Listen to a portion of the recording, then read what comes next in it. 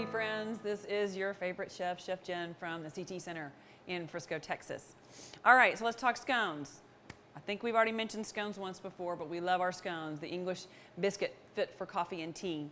We're gonna make a sweet scone that's great for the holidays. It's got pumpkin in it. I love pumpkin, and I love Thanksgiving and Christmas because I can throw pumpkin in anything. One of my favorite spice blends is the pumpkin pie spice. It's got cinnamon, allspice, ginger, and cloves in it, and it is warm.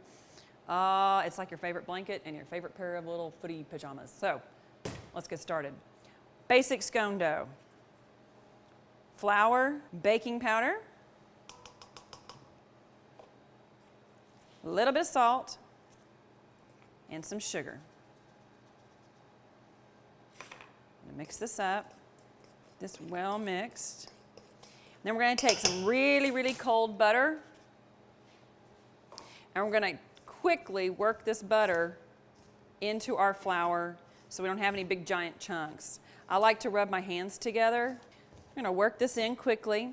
Scones are a lot like a biscuit. You know, you don't wanna overwork the dough because if you do, you end up with a hockey puck. And I add a little sour cream. The reason being, when you eat that scone, sometimes they can be a little dry, and I don't want a dry scone.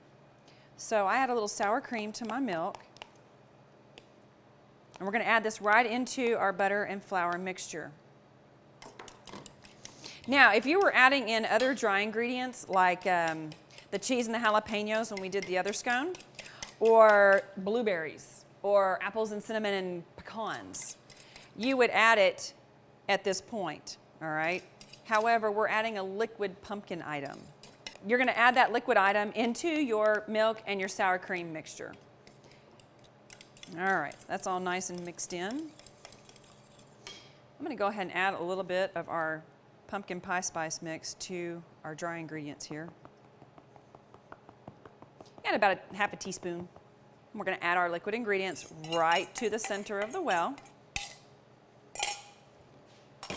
And we're gonna fold this together. Now it's gonna be really gummy, but don't let that throw you off. All right. Use my hand as a spatula.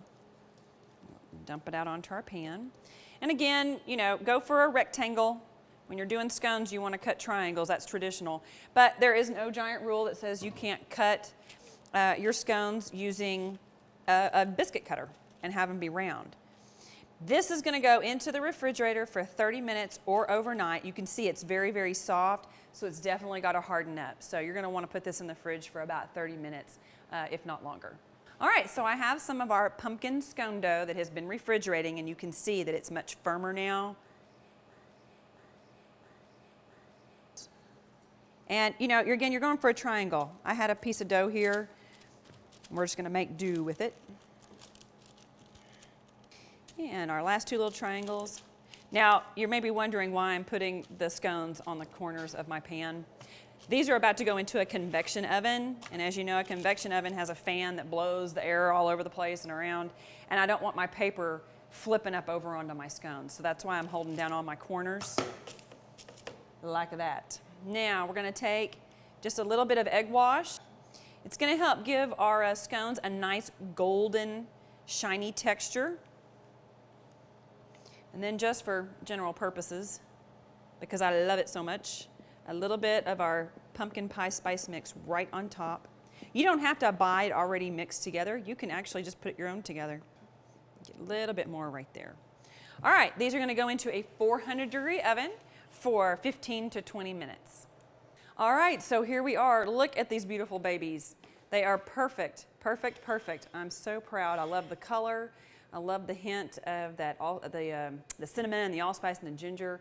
Nice color, great for Thanksgiving, great for Christmas. So go enjoy a pumpkin scone. Thanks so much. This has been Chef Jen here at the CTE Center in Frisco, Texas.